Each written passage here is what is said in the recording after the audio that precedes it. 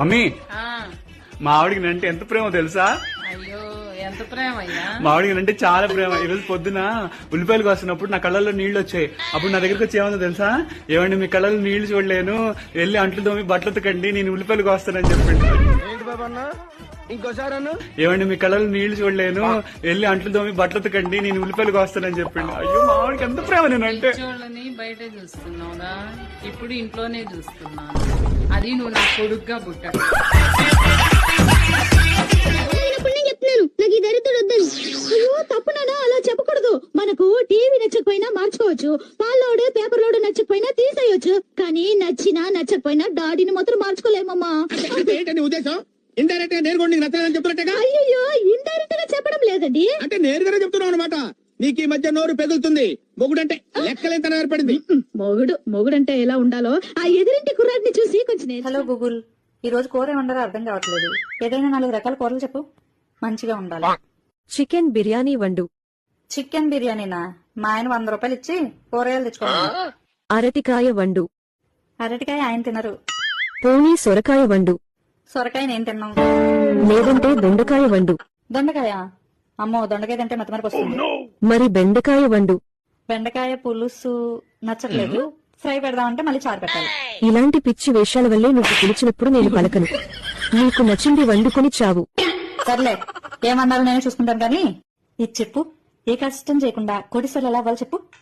ఇంకొక్కసారి ఇలాంటి పనికి మాలిన ప్రశ్నలు వేస్తే ఫోన్ నుండి బయటికి వచ్చి మరితంతా. తిప్పు, చిన్నగా తిప్పు, మెడ వచ్చేస్తుంది. అది అబ్బా, నా వల్ల కాదండి, బాగా నొప్పిగా ఉంది. ముందు డాక్టర్ దగ్గర తీసుకెళ్ళండి. దీనికి డాక్టర్ దగ్గరికి వెళ్ళాల్సిన అవసరం లేదు కళ్యాణి, నిద్రలో పట్టేసిందే కదా, తిప్పు వచ్చేస్తుంది. నా ప్రాణం పోతుందండి. ఎందుకు మీకు అంత బద్ధకం ఎక్కువ? డాక్టర్ దగ్గర తీసుకెళ్ళడానికి ఏదో ఒక సాకులు చెప్తానే ఉంటున్నారు. సరే, డాక్టర్ ఫోన్ చేసి అపాయింట్మెంట్ తీసుకుంటాను. అరే, ఈ అమ్మాయి ఎవరు? ఇంట్లో ఉన్నప్పుడు మెసేజ్ చేయొద్దంటే చేస్తుంది. చూసావా, వచ్చేసింది మేడం. నేను చెప్పానా డాక్టర్ దగ్గరికి వెళ్ళాల్సిన అవసరం లేదని. సరే సర్లే గాని ఈ సంగతి తర్వాత. మీకు మెసేజ్ చేసిన అమ్మాయి ఎవరు? ముందు ఆ ఫోన్ ఇవ్వండి. అమ్మా, వేడిగా ఏదైనా ఉంటే వేయండి అమ్మా, అసలే చలికాలం. ఇదిగో పట్టు, రేపటి నుంచి 10 రోజులు మా ఇంటికి రాకు. మా ఆయన ఊరెళ్ళాడు, వంట చేయడానికి ఎవరు లేరు. అయ్యో, మరి మీరేం తింటారమ్మా? రైస్ పెట్టుకొని కర్రీస్ పాయింట్ నుంచి తెచ్చుకుంటాను. ఎందుకమ్మా మీకు అంత ఇబ్బంది? ఇన్ని రోజులు మీరు ఏది వండుకున్నా నాకు పెట్టేవారు కదమ్మా. ఈ 10 రోజులు 4 ఇళ్ళు ఎక్కువ తిరిగైనా సరే మీకు క్యారేజ్ తీసుకొస్తానమ్మా. నా కోసం ఒకటి చేస్తారా? నీకేం కావాలో చెప్పురా బంగారం. నీకు బంగారం కావాలా, వజ్రాలు కావాలా, లేదా కొండ మీద కోతునైనా సరే నీ కోసం తెచ్చి పెడతాను రా బంగారం. అవన్నీ వద్దు గానీ మీ అమ్మ మీ నాయన్ని వేరు కాపురం పెట్టండి, మన ఇద్దరు ప్రవేశం లేకుండా పోతుంది. విడాకులకు రెడీగా ఉండు. బుజే, ఆడోళ్ళు అందంగా ఉంటారా, మగవాళ్ళు అందంగా ఉంటారా?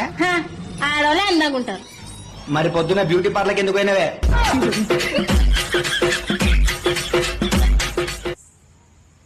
ఫోన్ పేకి ముందే బాగుండేది.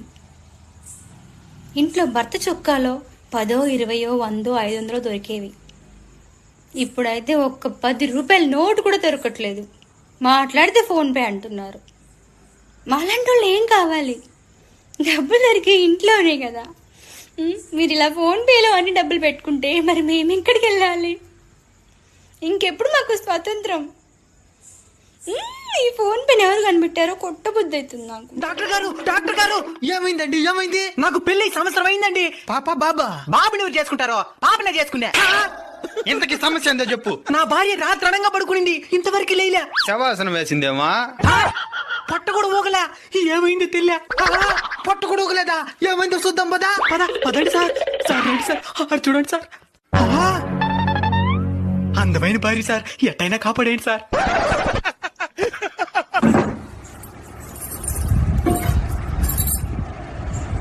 మట్టి గాజులు డజన్ 20 రూపాయలే. గాజులు కాదురా, పల్స్ చెక్ చేస్తున్నాను. చచ్చిపోయినది కదరా. చచ్చిపోయిందా? అసలేం జరిగిందిరా? మొన్న పనికి పోయి వచ్చి కాళ్ళు నొప్పులనిందే. సరే, మన భార్య కదని కాళ్ళ దివినా ప్రశాంతంగానే పడుకునిందే. నిన్న రాత్రి గొంతు నొప్పనిందే. సరే, ప్రశాంతంగా పడుకుంటుంది కదా అది. ఎంతవరకు లేలే సార్. ఏమై ఉంటుంది? ఏమైంటుందా? సంపేశ